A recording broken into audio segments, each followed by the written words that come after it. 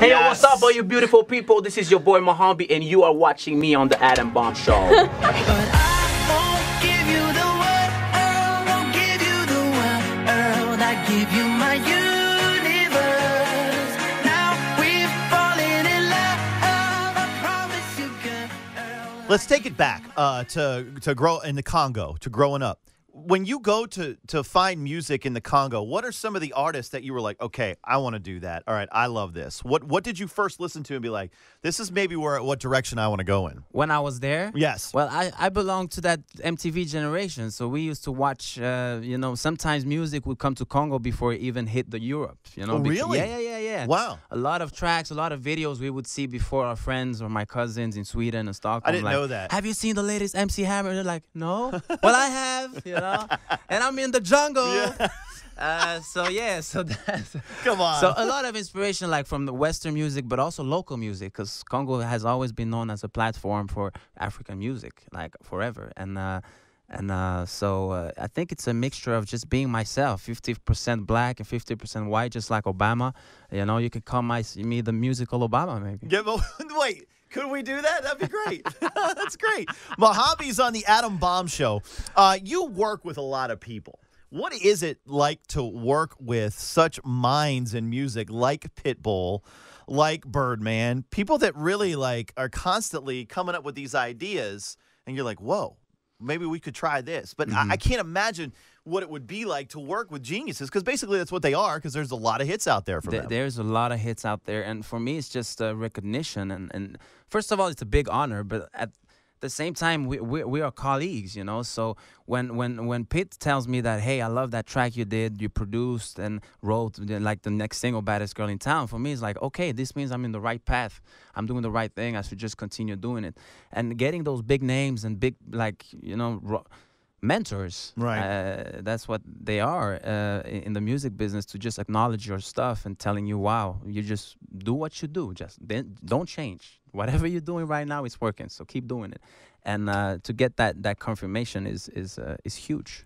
What's the biggest compliment a fan can pay you, you think? If a fan comes up to you and says blank, what would be like the ideal compliment that they give you? Is it about your music? Is it about how you treat them?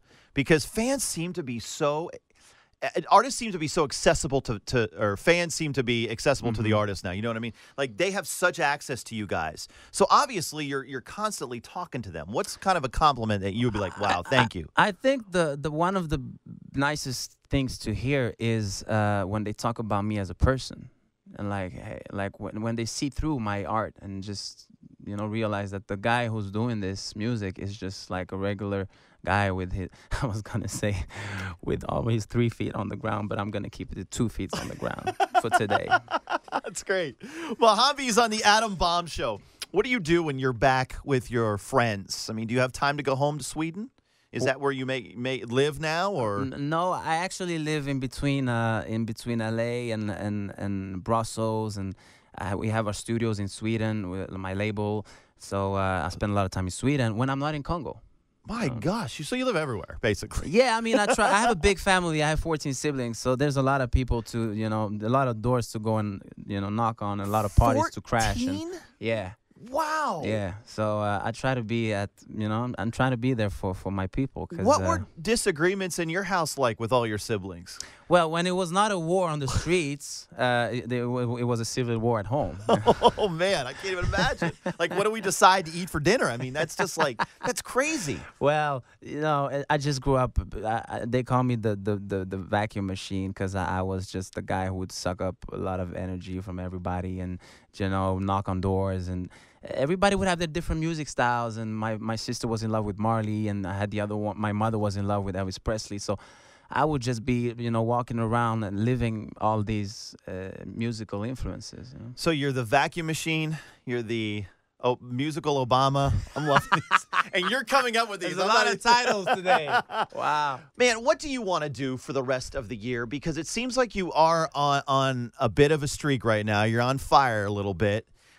Is there something more you want to do this year, or do you want to continue at the pace you're at? Because it seems like you are not somebody that's content, like you said, with just sitting around.